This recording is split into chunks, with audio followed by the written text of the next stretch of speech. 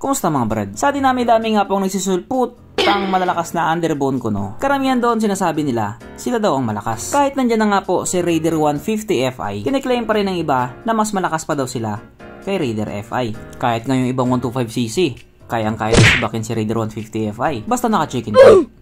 Napansin nyo rin ba yun mga brad? Yung ibang mga naka 110 to 125cc na naka chicken pipe or naka open pipe, feeling nila 400cc na yung motor nila. Kahit nasa traffic light, revs ng revs. Hindi ko naman po nila lahat. May mangilan-ngilan lang din talaga. Siguro mga 90%. Kaya kung belong ka doon sa 10%, huwag ka nang magalit sa akin. Ito lang naman po ay base sa aking experience. Yung iba pa nga dyan napapahamak eh. O dyan sa mga open pipe or chicken pipe na yan. Yung tipong sobrang angas mo sa kalsada tapos may binumbahan ka. Kaso lang ginantihan ka ng bomba. Yung sumasabog pala. Agoy, bawi next life.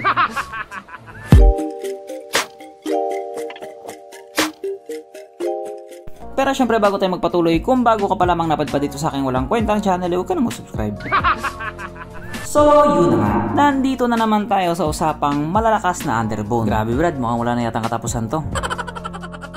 Para sa iba, kumbinsido na sila na si Raider 150 Fi nga talaga ang tunay na hari ng mga underbone. Kaso lang yung ibang taong nagmamayari ng ibang brand na underbone, hindi talaga sila sasangayon doon. Bagko sasabihin nila na kami talaga ang tunay na hari ng underbone, yan si Raider. Wala yan, panis yan, Brad. Kaya kahit sabihin natin marami nang napatunayan si Raider 150 Fi, still hindi pa rin naniniwala yung iba. Matataas talaga ang pride nila.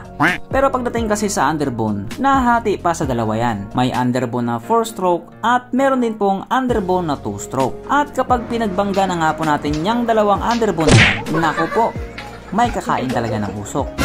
At mukhang alam nyo na kung sino yung tinutukoy ko. Yung mekanismo kasi ng 2-stroke ibang-iba talaga doon sa 4-stroke. Karamihan sa mga 2-stroke, mamaw talaga yan. Yung mga taong may 2-stroke, alam na alam nila yon. Yung ibang tao kapag naririnig nila yung salitang 2-stroke, ang naisip agad nila yung mga makalumang tricycle. Maingay, mausok, bigla-bigla na lang sumusulpot sa crossing, liko bago lingon, tapos pag nakasagi sila pagalit, pambihira brad. Yun nga po ang kadalasang naisip ng ilang younger generation kapag naririnig nila yung salitang 2-stroke. Pero ang hindi nila alam, dati meron din pong mga underbone na 2-stroke. At hindi lang basta underbone na 2-stroke sapagkat poging underbone na 2-stroke. At isa na nga po dito si Honda Nova Dash 125. Yes po, nag-i-exist po ang motor na yan. Dati. Para nga po sa mga hindi nakakalam, ang motor na ito ay nilabas noon pang March 1993. Yes po, nilabas ang motor na ito early 90s. At noong mga panahon na yon, isa nga po ito sa mga pinaka naging sikat na motor sa bansang Thailand. Hindi lang po dahil pogi siya, sapagkat napakatulin niya. Yes po, sobrang tulin po niya. Mas mabilis pa siya sa alas 4. Dahil nga po sa sobrang bilis niya, kadalasan sinasali nila ito sa mga drag racing. At sa maniwala kahit sa hindi, no, sinet up nga po nila ito pang drag, which is upgraded na rin yung makina. Akalain nyo yun, 200 kph sa loob lamang ng 9 seconds. Eto duda ko lang siguro Pinoy yung nakasampa doon. Noong mga panahon na yon, Honda Nova Dash talaga ang naghahari pagdating sa mga underbone sa 2-stroke doon sa bansang Thailand. Saka hindi ko rin sure kung official ba siyang nilabas dito sa Pilipinas. Kasi kaunti lang din talaga yung may mga Nova Dash dito sa atin. Di ako sure yun ang napansin ko. Kaya kahit gustuhin ko mang bumili, wala akong no choice. At dahil dyan, pag-usapan na nga po natin kung ano nga bang meron sa motor na ito at kung gaano nga ba talaga siya kaganda. So ito nga po ang Honda Nova Dash 125 na mayroong 123.5 cubic centimeter engine displacement. 2-stroke single cylinder. Carburetor type at ito po ay naka liquid cooled. Kaya hindi po siya panis sa Honda Click-On 25.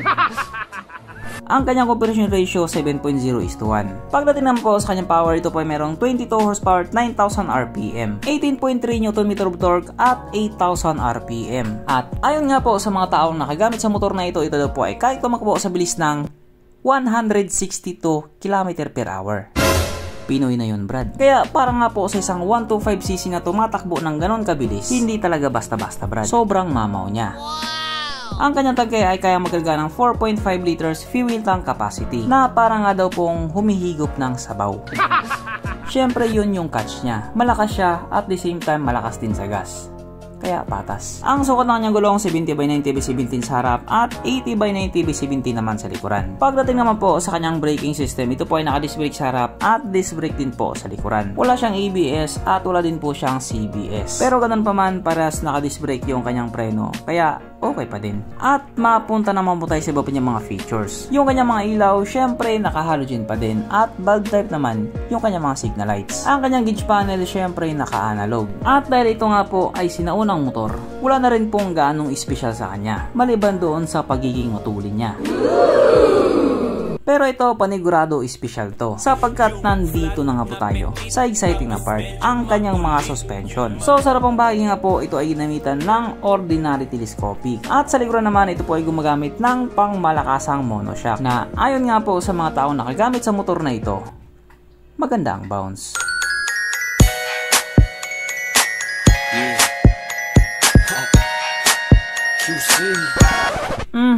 Panigurado. Wala na namang nalungkot. At dahil wala nga pong nalungkot, alamin na po natin kung present nga ba sa motor na ito yung tatlong pinaka-importanting features. So, una na nga po dito ang kanyang lagayan ng istalyon at kitang-kita naman mga brad. Wala siyang ganon. Wala siyang lagayan ng istalyon.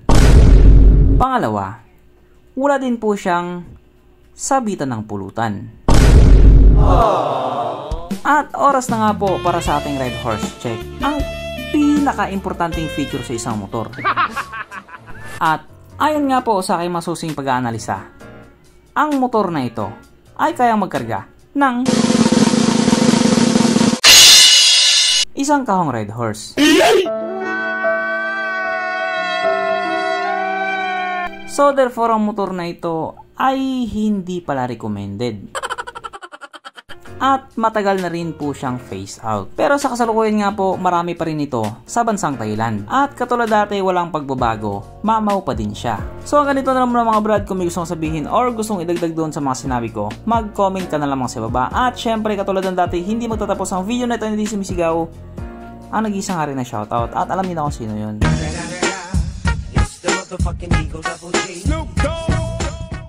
So shout nga pala kay Hilon Zanida. Shout kay Glenford Martinez. Shout kay Ivy Abela or Abelia. At pati na rin sa asawa niyang si Roger Rayo. Shout kay Leo Margalolo. Shout kay Isabela Amadeo. At pati na rin kay Baby Gladys. At sa mga taga doon, Pedro Marasigi Pangasinan. Shout kay Joed Brabanco. Shout kay RJ Redoble. Shout kay Eve Anthony Rondina. Shout kay John Paul Arvin Rodil. Shout kay Jimmy C. Shout sa Sagayan family. Shout kay Jeremiah Galarte. Shout sa Bangloy family dyan sa San Simon, Pampanga. Shout kay Bimbi Oliveros. Shout kay Kamotor. Shout kay Charles Carino. Shout kay Lord R.